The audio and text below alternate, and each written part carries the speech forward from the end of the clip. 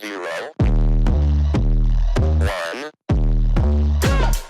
Let's get started.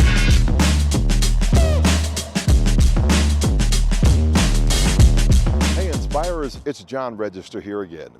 If you're a leader in high stakes season, a career change, a pivot, a pressure cooker, you know that the hardest decisions aren't always strategic. They're emotional, they're internal. They touch on identity, worth, and legacy.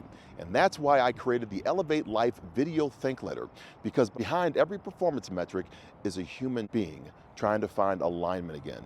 And this week we're sitting down with Abby Davisson. She is a former Fortune 200 executive, co-author of Money and Love, and founder of the Money and Love Institute. But more than that, she's someone who had the courage to amputate a well-crafted identity in order to elevate into her calling. In this episode, Abby shares what she had to amputate in order to finally define success on her own terms.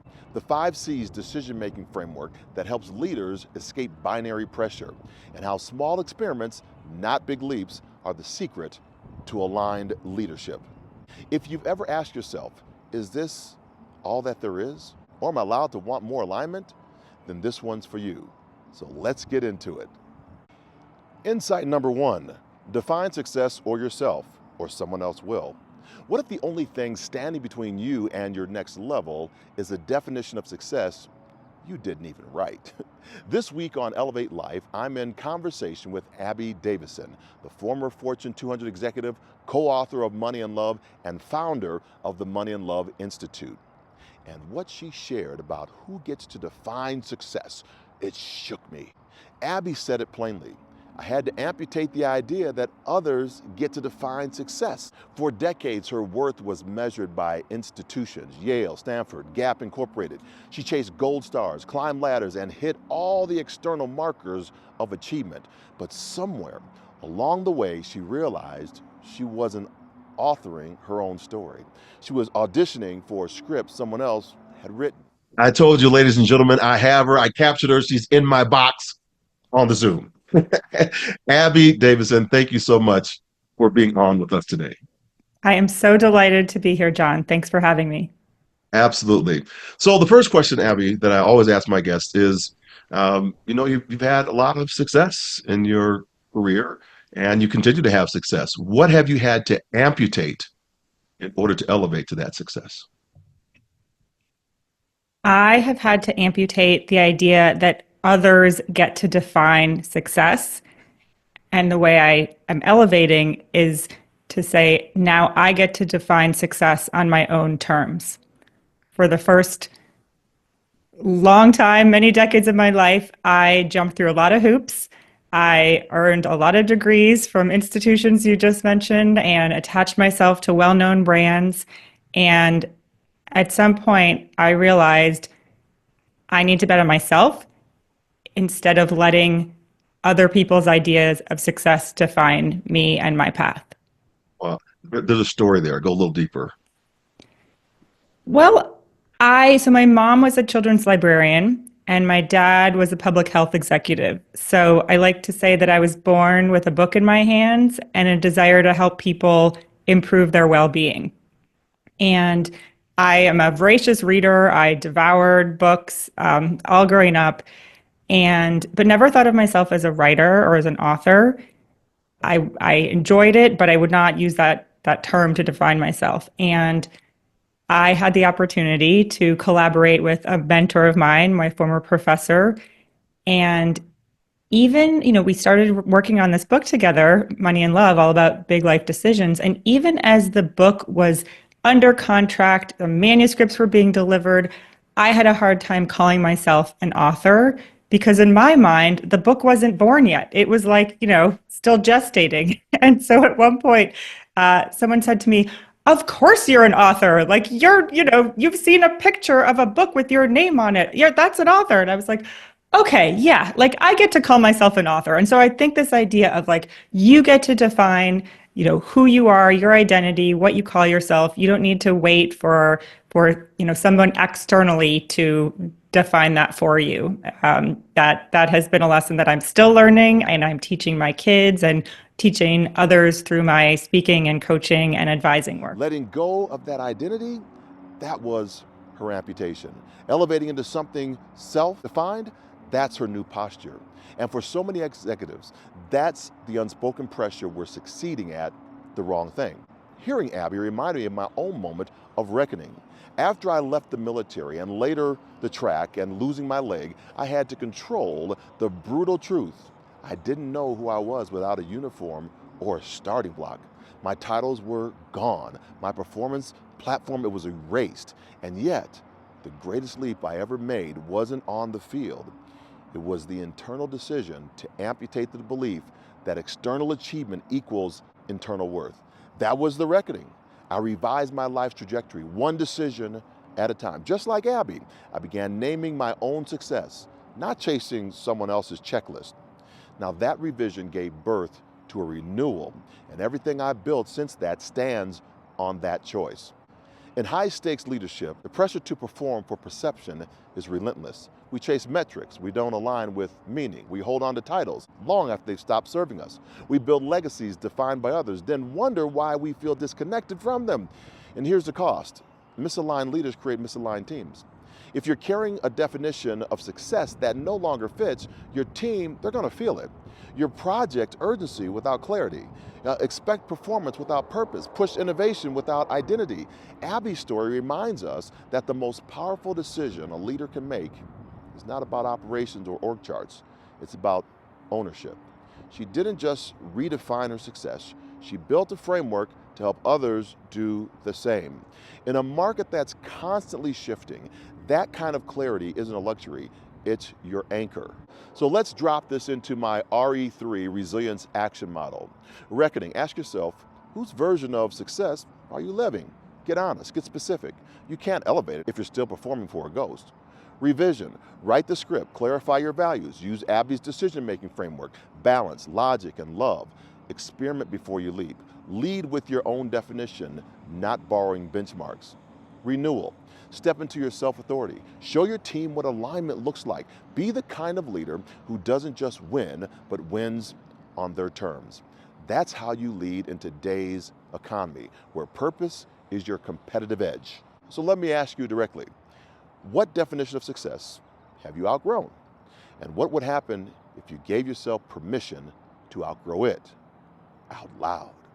This week, write a new metric, something that honors who you are becoming, not just who you've been. Then join me and get the premium membership for a powerful cohort of leaders inside the Elevate Life Executive Strategy Sessions, where we explore insights just like this and build custom strategies that lead through high-stakes moments with clarity, courage, and conviction.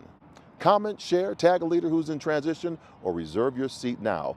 It's time to stop performing and start defining. Let's get ready for elevation number 2.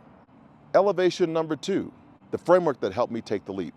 Ever been stuck at the edge of a big decision? Not the kind that you can wing with gut instinct, and not the kind you can spreadsheet into submission either. The kind where your career, family, and future are all staring back at you, and you're the only one holding the pen. That's where Abby Davisson found herself, and the framework she created to move through it. It might just be your new go-to. Right, my mind. That's exactly where I want to go. About the 5 decision framework and making the guidepost. How did you, when you're thinking about this, how did you personally revise your framework to make the biggest decision of your career, kind of leaving Gap, leaving corporate America to build your own mission-driven work? Yeah, so we have a framework in our book. We call it the 5 C's. And one of the reasons we have a framework is that we know from our research that many people make decisions either too quickly, they're sort of gut trusters, and they have a bad day and they say, I don't like my boss, like maybe they got a new boss and they say, I'm just going to leave this job, right? And it's like they come home and they say, honey, guess what? Like I decided to leave my job, and it's like, what? Or they agonize for years, right? They might have not had a good day at work for over a year, and yet they feel like they cannot take that risk. They cannot take the leap. So one of the reasons we came up with the framework was to get people to slow down if they tend to act too quickly, or to speed up if they tend to overanalyze things, and follow a research and evidence-based path that we know leads to people feeling more confident about their decisions. And so the 5C framework is, I'll just touch on it at a high level and then I'll Absolutely. talk about how I applied it to myself, is your question. So the first C is to clarify what's most important to you. That is getting the inside view. The second C is to communicate with those most affected by the decision, and clarify and communicate go together. You might clarify, then you share your point of view with someone, listen to theirs. You might change your mind as a result of hearing their own perspective. The third C is to consider a broad range of choices. Now you're starting to get what Daniel Kahneman called the outside view. And that helps you with the fourth C, which is to check in with trusted resources. And choices and check in go together, because when you check in with other people who might have faced that same decision, you expand your consideration set, right? It becomes not the either I stay at this job or I quit. You might find some creative solution in between. And the fifth C is to explore likely consequences across different time horizons. You're starting to do a little bit of prediction, of forecasting, understanding how this might play out, best and worst case scenarios, and then you can go from there. So the framework was definitely one that I have road tested myself, not on smooth paths that were, predictable, but definitely on like the rocky, you're in a Jeep and there are, big potholes type of paths. And I wrote this book while I was working full time. I had two young kids. It was during kind of the early part of COVID where we were all zooming in to kids were zooming into school. I was zooming into my executive role at Gap. My husband was zooming into, he was in a CFO role.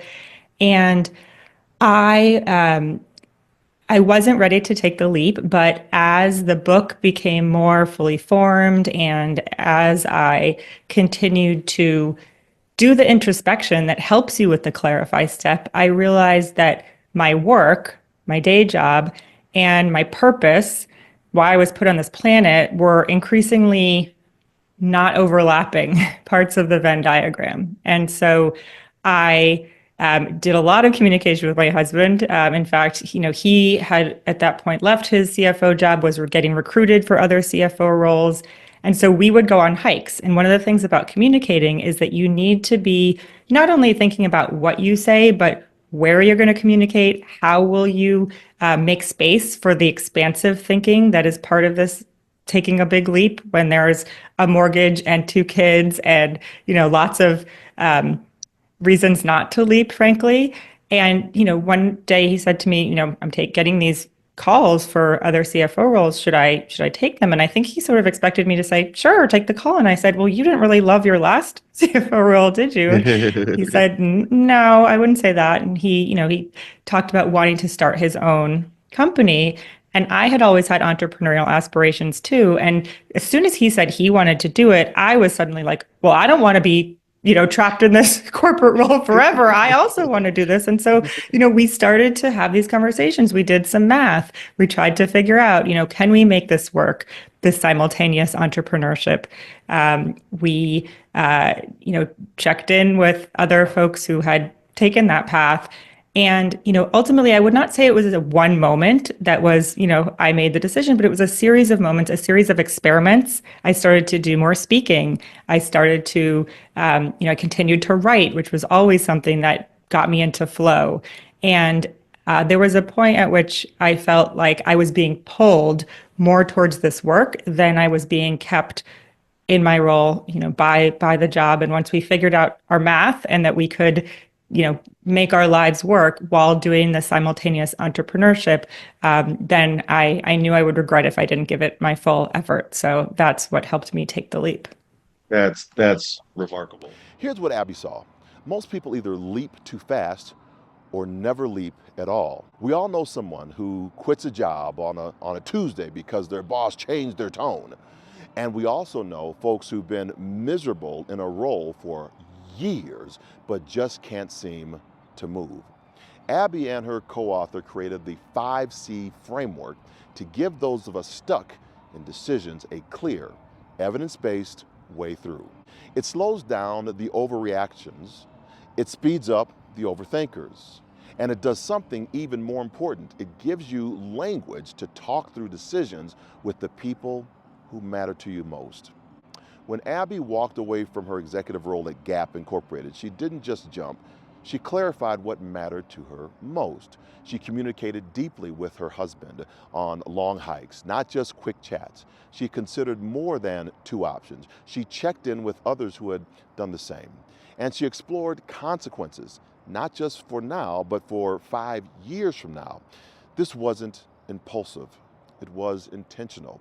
And it reminded me of my own leap from soldier and Paralympian to entrepreneur and professional speaker. There were people depending on me, bills to pay, a future I couldn't predict. But what helped me to cross that chasm wasn't certainty, it was clarity. It was knowing that staying stuck was a bigger risk than stepping forward. That's the revision, and that's where most breakthrough begins. Leaders today aren't just facing tactical decisions, they're wrestling with existential ones. Do I stay in a role that's secure but misaligned? Do I start the thing I've always dreamed of but never had the nerve to try? Do I ask my team to change course when we've already invested so much in this path?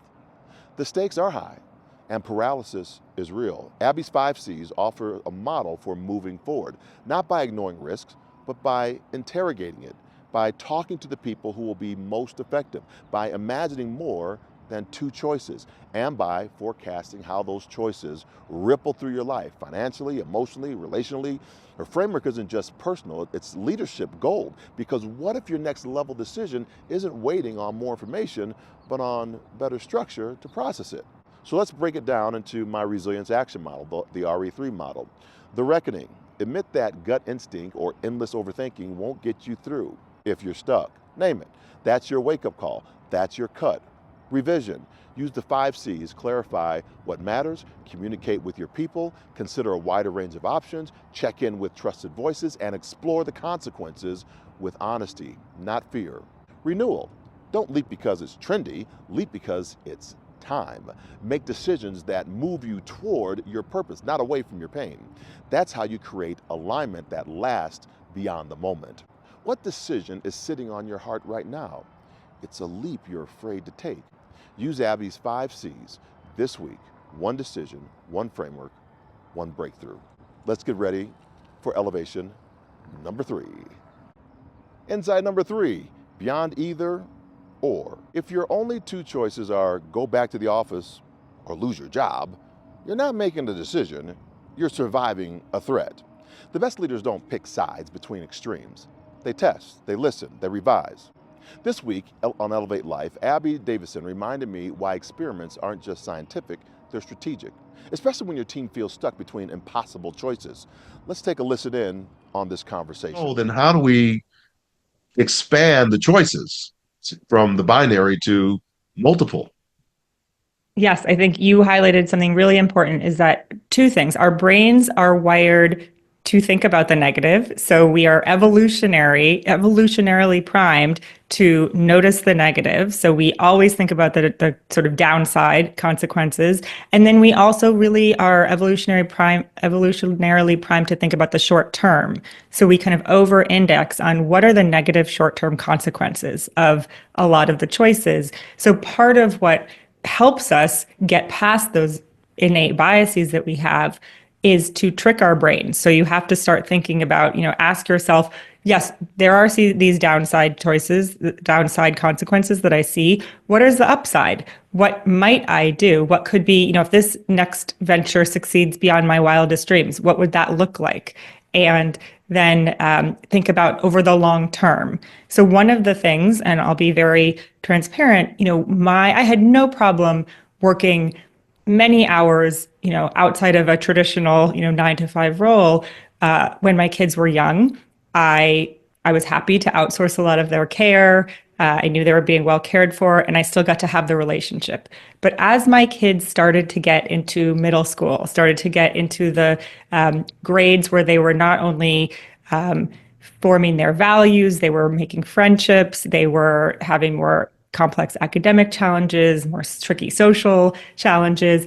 I actually felt like I wanted to be more present for them at non-traditional times. And so one of the things that started to matter much more to me was this idea of I had a lot of flexibility in my role. I mean, as an executive, you certainly, I managed teams from India all the way to, I reported to leaders in San Francisco. So I had a lot of time zones I was spanning, but I still got to be relatively flexible within when I got my work done. But more than flexibility, what I started to prioritize was radical autonomy. And I knew that I would not be able to have that autonomy unless I worked for myself and I set my own terms. And so, what I see with my clients is getting really clear on what they are solving for. So, it's back to that clarify step. And what was more important to me to solve for was that idea of radical autonomy. And then, once that was the North Star, I could start to fill in, okay, what is the number collectively that my husband and I both need to hit in terms of our income so that we could, stay in our home and we can, still, do some things that we want to do and not subsist on ramen noodles and, Beanies and weenies. yeah, the things that we did when we were, earlier and had lots of student debt and things like that. So, College, right? yeah, but you have to get very clear on what is that one thing that you are trying to solve for, and then how do you fit those other pieces around it. Abby called it out. Either or thinking is a trap. We're living in a time of binary ultimatums. In the office or out, AI or obsolete, comply or be left behind. And yet Abby says something brilliant. Once you get clear on what you're actually solving for, you can break free from the extremes. Instead of demanding rigid compliance, she encourages leaders to run small experiments that reveal real-world outcomes. Because the goal isn't control, it's clarity. It's testing solutions against what you value: engagement, trust, innovation, not just compliance. When I was rebuilding my career after the Army, I thought I had two options: stay stuck in grief or leap blindly into something new. That's an either or thinking model. What actually helped me elevate wasn't one massive shift. It was a sense of low stakes experiments that gave me data about what mattered. Speaking at a local event, writing for a veterans newsletter, having a tough conversation with my wife on a quiet night, each small step revealed more of a pathway that was focused on me moving forward. Abby's insight is the same. You don't need to overhaul your strategy. You need a runway to test a better one. That's leadership in the revision state. It's bold, but not reckless. It's intentional. Today's leaders are bombarded with pressure to decide fast. But when decision making is framed as either or, we lose creativity, morale, and the ability to adapt. Company mandates like back to the office or else signal fear, not vision. And in fear, innovation dies. Abby's approach reframes this. Leaders aren't supposed to have all the answers. They're supposed to be creative and create the conditions where better answers can emerge. Through psychological safety, experimentation, or clear goals, organizations can make smarter decisions that stick. If we don't lead this way, we create brittle systems that break in the moment that reality shifts. But when we commit to curiosity over control, we model exactly what modern organizations need to thrive. So let's bring this into the resilience action model. Reckoning, admit where either or thinking has crept in. What rigid policies or assumptions are limiting your team's potential? Name them. That's your first amputation. Revision, design experiments, pilot new ideas, let metrics, not mandates, guide your next step, and invite your team into the design of the solution. You do not have to hold all the answers. Just create space for them to emerge. And then finally, the renewal. Evaluate honestly, celebrate what works, pivot what doesn't, and build a culture where experimentation isn't a detour, it's the default. That's how you stay relevant, even when the rules change. Where have you bought into a false choice? And what's one small experiment that you could run this quarter to replace a rigid policy with living proof? Your team doesn't need more control, they need more trust in your process. So join me in the Elevate Life Executive Strategy Session, the next one that's coming up, where leaders like you build capacity to lead with clarity, creativity, and courage. We unpack frameworks like Abby's and help you bring them into your real world in real time. Comment, tag a colleague and facing a binary pressure and sign them up today, and let's elevate. The next level isn't the extremes, it's the experiment. Whew, if your head is nodding and your heart is racing a little, that's the sign you're ready. Ready to stop performing, ready to start aligning, ready to lead with clarity and not just compliance. Abby reminded us that success isn't something you chase, it's something you define. And leadership isn't about certainty, it's about creating the conditions for better answers to emerge. That's what we do every month in the Elevate Life Executive Strategy Session. It's not a webinar, it's not a lecture, it's a live collaborative space where we walk through frameworks like Abby's and apply them to your most pressing decisions. So if you're facing a high stakes pivot or just feeling that internal pull, it's time. Tap that link below to join us for this month's strategy session. You don't have to lead through this alone. Elevate up into this community. And hey, if this conversation spoke to you, share with a leader that you respect. Let's help each other elevate together. Go forth, inspire your world. Bye for now.